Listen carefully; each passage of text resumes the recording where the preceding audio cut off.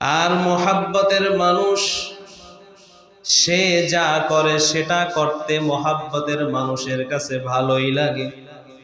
যুক্তি তর্ক বাদ দিয়া মোহাব্বতের মানুষের অনুসরণ করে, আনুগত্য করে। মোহাব্বতের মানুষটা কি পছন্দ করে সেই পছন্দ অনুযায়ী চলার চেষ্টা করে। মোহাব্বতের মানুষটা যখন চলে যায়, তার রেখে যাওয়া আসবাবগুলোকে মোহাব্বতের মানুষ খুব যত্ন করে রাখে। বাবা মারা গেছে, বাবাকে সন্তান বড় মোহাব্বত করে। বাবা মারা যাওয়ার পরে বাবা যেই চেয়ারটায় বসতো, চেয়ারটা সন্তান সুন্দর করে আদর কইরা রাখে। বাবা যেই বিছানায়টা বসতো, বিছানাটা সন্তান বড় যত্ন করে রেখে দেয়।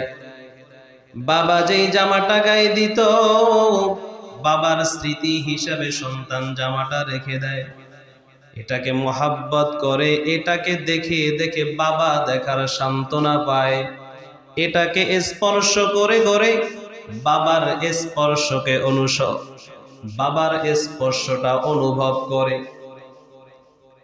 কারণ বাবা এইটা পড়তো, বাবা এই জায়গাটায় বসতো, বাবা এই প্লেটটায় খানা খাইতো, সন্তান ওই প্লেটটাকে যত্ন কইরা রাইখা দেয়।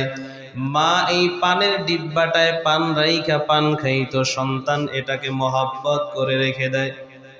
একটা সন্তান যদি তার মা বাবার জন্য, মা বাবার পছন্দের জিনিসটাকে এতটাই আগলে রাখতে পারে, যেই মুমিন তার জীবনের চেয়ে মা বাবার চেয়ে আল্লাহ এবং রসুলকে বেশি মহব্বত করে, ওই মুমিন ও রসুলের সুন্নাত গুলোকে মা বাবার রেখে যাওয়ার জিনিসের চাইতে বেশি মহব্বত করে।